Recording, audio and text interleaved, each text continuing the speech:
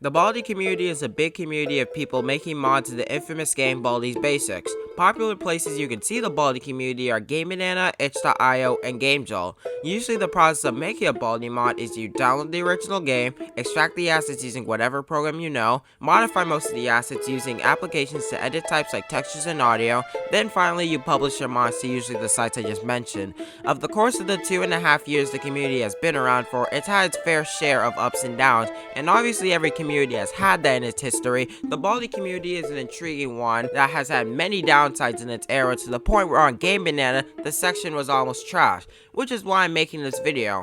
This is not intended to be a hate video in a way, and it's just to show the past and history of the community and why it should change. With all that crap out of the way, enjoy the downside of the Baldi community.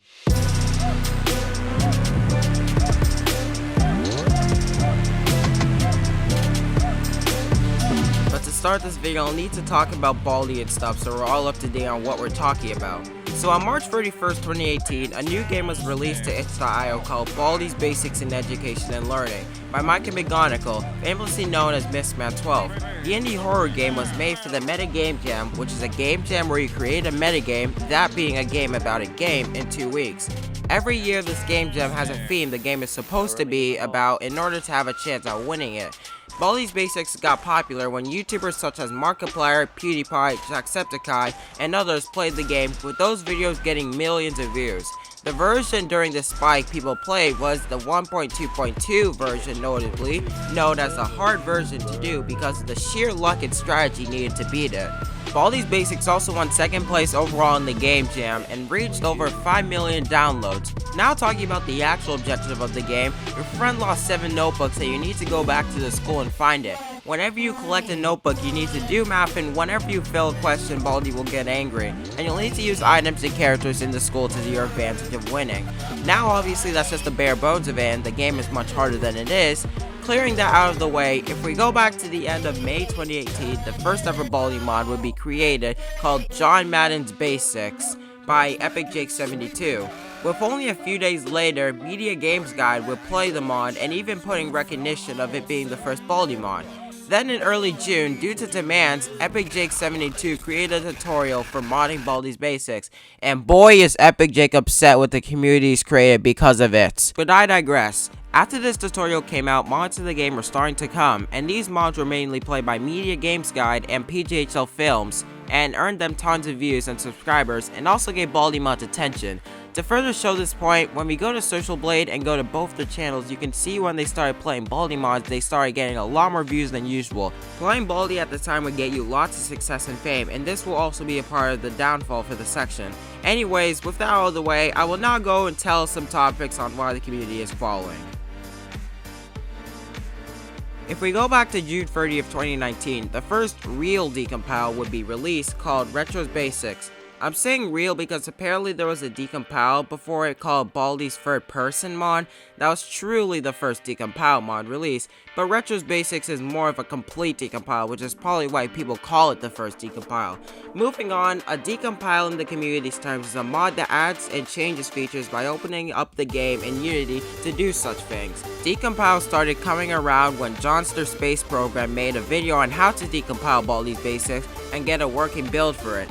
Though the method of this decompile had lots of issues when working with it. So then Missing Texture Man 101 and a couple other people on July 15, 2019 released the open source Baldi project. This was basically a Unity project that's a decompile base that fixed issues such as animations not working, yellow door locks not working, there being now common to code, and most likely changes which were an issue manually using UTinyRipper. There's even a YouTube channel for the project giving tutorials on Unity related things you can do with Baldi, though the channel is kind of really dead at the moment as the channel hasn't uploaded in 10 months. Anyways, decompiles got lots of attention for people and were really popular. Well, too popular.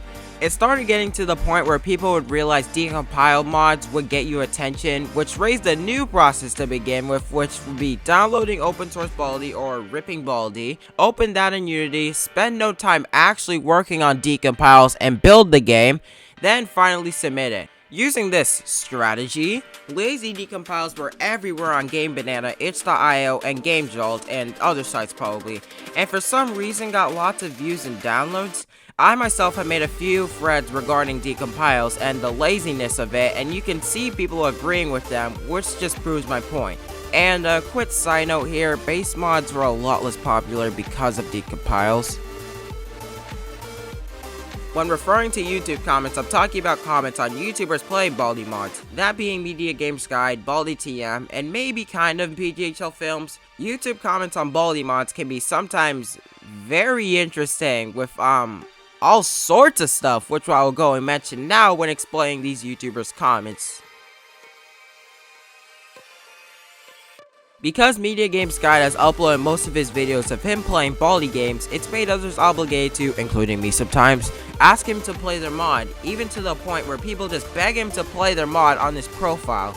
I'm also not going to forget about those annoying inf comments where people think they want something because they were the first to comment on his new video. I haven't looked at this YouTuber's comments on Baldi mods, but what I do know is for some reason there's these spam comment bots, with some even being porn spam comment bots. Media Games Guy gets these also, but at least he deletes them. But however, Baldi TM just doesn't do anything about them, or the comments in general. Other than that, they're mostly the same as Media Games Guy's comments, minus people begging to play their mod, I guess. Let's face facts, every community is gonna have some sort of toxic fanbase in it. The Sonic community is toxic, the Five Nights at Freddy's community is toxic, the Undertale community is toxic, hell, even the Call of Duty community is toxic. How toxicity is gone for in the Baldi community comes with some variety of things, like begging for help for your mod, Discord drama, stealing assets from other people's mod with credit due, and secretly talking negatively about someone, or aka talking behind their back. To be fair and nicer though, I have probably seen / been in worse communities. Drama is an inevitable thing in communities, and the Baldi section is no exception to that. Of course, no one is an exception to being in drama, of course, especially me. I will now go forth to mention some dramas that have happened in the history of the Baldi community's time. Just be aware though, I'm not trying to reinitiate these dramas again, I'm just explaining these and mentioning them to show something here. No, I shall not talk about this drama. I made a video on him and privated it after he apologized to people. This one is gonna be a long one, so buckle your seat. First off, Kiwisoki 243 is a YouTube channel owned by the creator of an infamous mod based on his OC called Kiwisoki 243's Stupid and Dumb Meme House. Kiwisoki has his own server which has been deleted several times due to drama that's happened, which I'll explain now. The drama and controversy against the server started in mid-2019 through half 2020.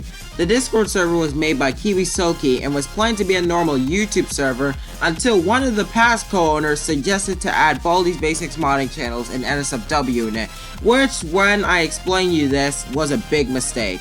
These changes made the server a fight every time someone was either given admin to one ask, and allowing people under the age of 13 to view and promote NSFW, and applying the "you can't have an opinion" rule. These mistakes caused more problems, like some of the members faking depression due to someone criticizing their work or insulting them as a joke, people making drama and rules that prevented them from being punished, and the owner not caring of his own server and just leaving the admins to do his job. The amount of self-inserted mods growing due to somebody copying Garfeld's guide and making it a complete series by just retexturing, editing audios with some program, and even leaving some textures without editing. Yeah, I'm talking about the popular mod out there, which was just a self-insert mod with some unoriginal characters, female versions of himself, Zach's epic tutorials, no offense. This will have a quick explanation because of the short information about this existing. So basically, in February 2020, Badrum, a no Baldi modder, talked about one of Kiwisoki's old mods and how it was bad. Moments later, Kiwisoki banned Badrum because of this. Moments later, Badrum ranted about this in a popular Baldi related server, the Cut Zone, formerly Cutman Clue's Discord. The Dad vs. Moldy drama happened in late 2019 and ended in May this year. How it happened is apparently Moldy said that Dad's mods aren't scary, and remember, there's this thing in Kiwisoki server, it happened in that server, yes, called not having opinions. So then Dad kicked Moldy and he rejoined with Analt saying it wasn't scary, and then Moldy was at war at the server because literally people formed together to vandalize Moldy's mods and make their own versions of it. In February 2020, Luis withheld Dad's mod / whip, and lots of events happened. Dad scrubbed his GameBanana account, and then he ranted about him trashing his mod in Kiwisoki server, one of the deleted ones, and got people to hate Luis because of it. Baldi, being angered at Luis at the time, banned him in the server, and apparently tries banning him in another server but fails. You can also see Luis talking to Axel in these screenshots on how he was annoying. It seems to be that the drama ends with Luis unwithholding his mod. I should tell you that he only trashed the mod because of screenshots. During the Kiwisoki server era, self-inserted mods went popular due to some people copying Garfeld's Guide, a popular mod at the time for having a complete 8-part series. The idea of having self-inserted mods was a big explosion. It all started when Kiwisoki created his self-inserted mod, then he created other tons of personalized mods, which some of them had stolen code, ideas taken from other mod creators, using copyright characters for their mods, not editing textures, and being lazy to edit most of the audios, and specifically how these mods came out really quick, just to get attention and be in videos from Baldi YouTubers like Video Games Guide or BALDI'S.